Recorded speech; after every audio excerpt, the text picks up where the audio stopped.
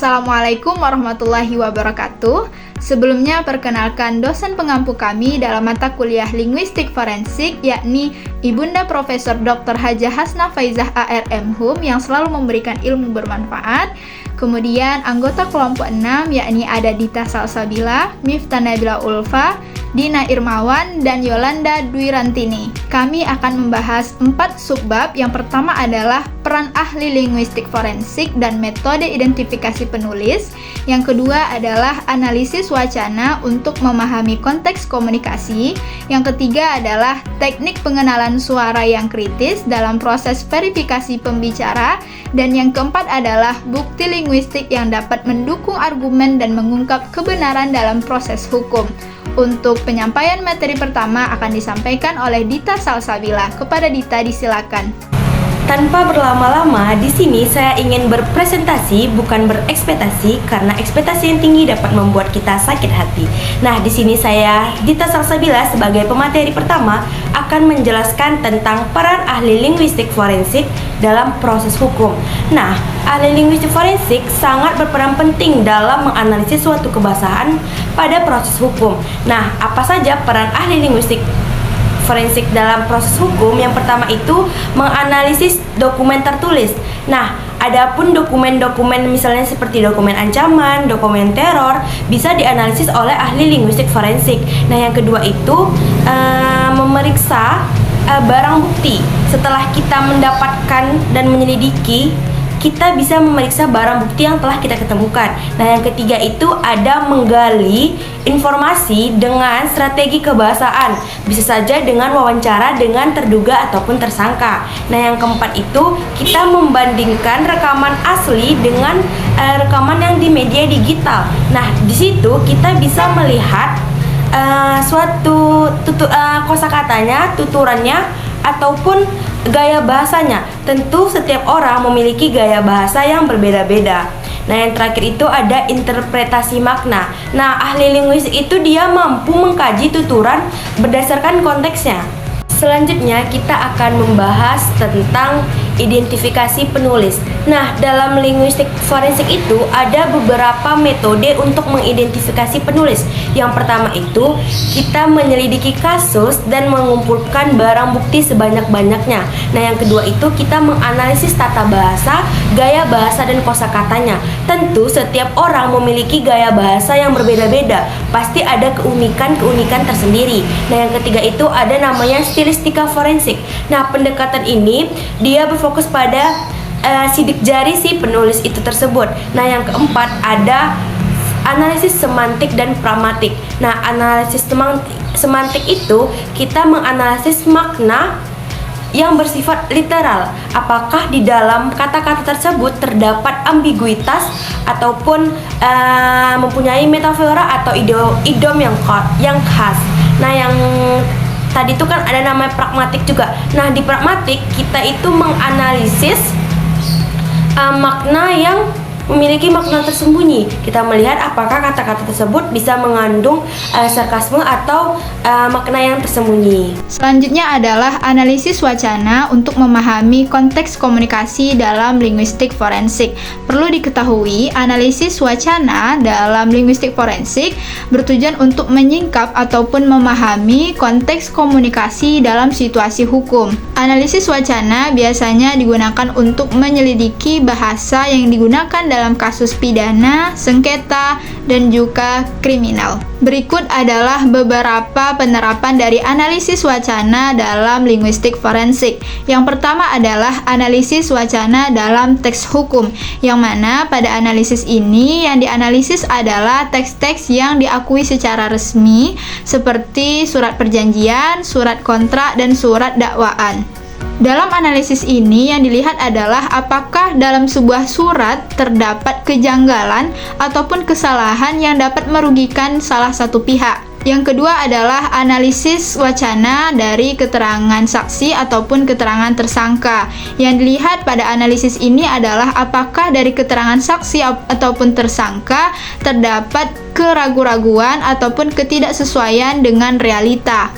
Yang ketiga adalah analisis wacana dalam komunikasi lisan, yang mana komunikasi lisan ini akan ditranskripsikan menjadi komunikasi tulisan lalu dianalisis apakah dari komunikasi ataupun percakapan tersebut terdapat penghinaan ataupun pengancaman terhadap salah satu pihak.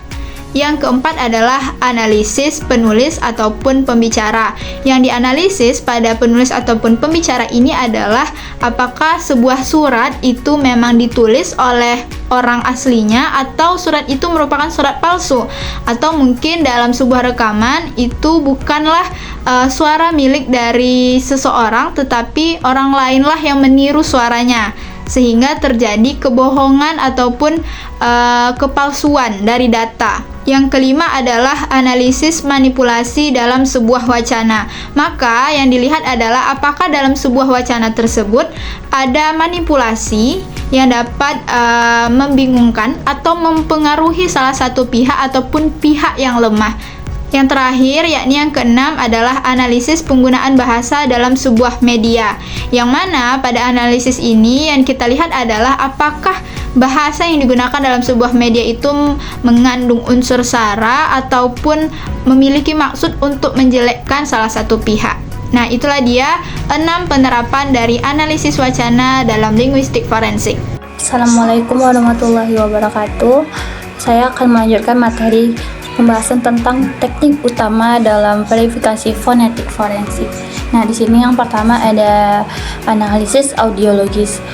Metode ini menggunakan analisis detail akutik bunyi, di mana artinya di sini dia mengukur tinggi rendahnya suara, memberikan informasi tentang nada dasar dan pola intonasi pembicara, di mana ini dinamakan frekuensi fundamental atau VO.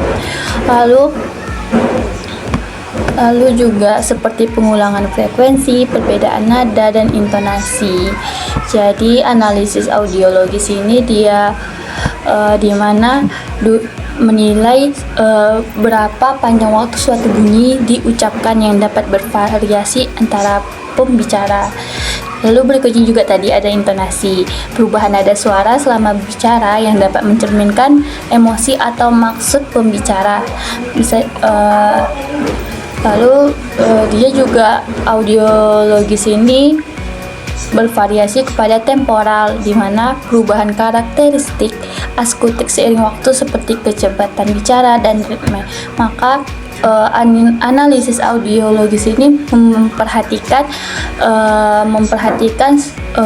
suara dari si pembicara, dari durasi, intonasi, dan temporalnya. Lalu berikutnya ada Gaussian Mixture Model.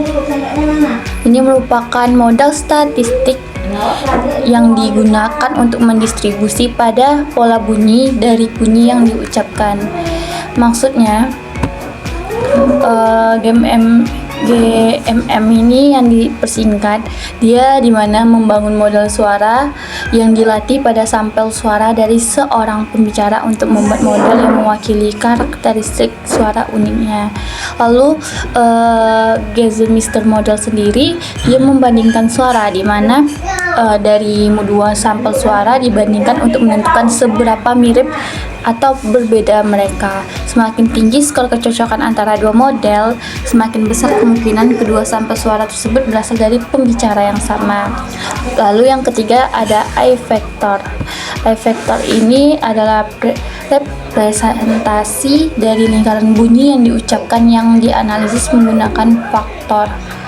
Maksudnya dari vektor sendiri dia merangkum informasi penting dari suara ke dalam vektor yang lebih ringkas, sehingga memudahkan perbandingan dan analisis. Dia juga mengatasi variabilitas, di mana dirancang untuk mengurangi variasi yang disebabkan oleh faktor-faktor seperti lingkungan rekaman, kondisi kesehatan pembicara, dan dialek. Lalu berikutnya juga ada dua sampel suara yang dibandingkan untuk menentukan kemiripan antara keduanya. Mungkin vektor ini sama dengan Gaussian Mixture Model. Lalu berikutnya ada pembelajaran mendalam atau deep learning. Di sini deep learning sendiri merupakan jaringan saraf dalam seperti Recruiter Neural Networks dan Convolutional Networks (GNN) telah menunjukkan kinerja yang baik dalam analisis ucapan. Maksudnya itu Recurrent Neural Networks atau dipersingkat IRN cocok untuk memodelkan data sekuensial seperti ucapan karena mereka dapat mengingat informasi dari waktu sebelumnya. Lalu ada Convolutional Neural Networks di mana efektif dalam mengekstrak fitur-fitur penting dari spektrum suara. Jadi suara itu dianalisis melewatkan deep learning. Jadi dari teknik yang pertama, kedua, dan ketiga, maka membutuhkan yang lebih mendalam lagi. Selanjutnya saya akan menjelaskan tentang bukti linguistik berperan dalam proses hukum. Yang pertama ada analisis alat bukti. Nah, linguistik forensik dapat berfungsi untuk memeriksa berbagai alat bukti seperti surat ancaman dan surat bunuh diri. Nah, dengan menganalisis pilihan kata, struktur kalimat, dan gaya penulisan, ahli linguistik dapat memberikan wawasan tentang motivasi penulis dan konteks emosional di balik tulisan tersebut. Misalnya, dalam surat ancaman dapat membantu menentukan apakah penulis benar-benar bermaksud melakukan ancaman atau hanya bersifat analisis emosional aja. Sementara itu dalam surat bunuh diri, analisis juga dapat mengungkapkan perasaan putus asa atau tekanan yang dialami penulis tersebut yang bisa menjadi kunci dalam memahami situasi yang dihadapinya. Selanjutnya ada pengungkapan kejahatan. Nah, linguistik forensik membantu mengungkapkan berbagai kasus hukum seperti korupsi dan terorisme dengan menganalisis dokumen percakapan atau komunikasi tertulis lainnya. Nah, ahli linguistik juga dapat mengidentifikasi pola bahasa yang mencurigakan atau konsistensinya dalam penggunaan istilah tertentu. Selanjutnya ada asal penulis. Nah, setiap orang memiliki karakteristik atau sidik jari linguistik yang berbeda-beda dalam membentuk kata atau kalimat. Nah, karakteristik ini mencakup pilihan kata, struktur kalimat, dan gaya penulisan yang unik bagi masing-masing individunya. Misalnya, seseorang mungkin cenderung menggunakan frasa tertentu atau memiliki ciri khas dalam menyusun kalimat yang dapat dikenali. Dengan menganalisis tersebut, ahli linguistik forensik juga dapat membantu menentukan siapa penulis suatu dokumen, bahkan jika penulis tersebut berusaha menyamarkan identitasnya. Selanjutnya ada peran ahli bahasa. Nah, kehadiran pakar linguistik forensik sangat membantu dalam memberikan pembuktian suatu perkara di pengadilan. Nah, ahli bahasa ini memiliki pengetahuan mendalam tentang analisis bahasa dan dapat menerapkan metode ilmiah untuk menilai bukti-bukti linguistik. Mereka dapat juga menjelaskan kepada hakim tentang bagaimana analisis mereka dilakukan serta memberikan interpretasi yang jelas mengenai makna dan konteks dari dokumen yang diperiksa. Sekian itu saja penjelasan dari saya. Terima kasih. Maka dapat kami simpulkan bahwa linguistik forensik adalah cabang disipliner dari linguistik terapan yang berkaitan dengan ranah hukum, khususnya dalam kasus-kasus yang melibatkan implikasi hukum. Seorang ahli linguistik forensik sangat penting dalam mengungkap kejahatan dengan menganalisis bahasa yang digunakan sebagai barang bukti dalam proses peradilan. Cukup sekian penyampaian materi dari kelompok 6. Semoga bermanfaat dan terima kasih. Wassalamualaikum warahmatullahi wabarakatuh.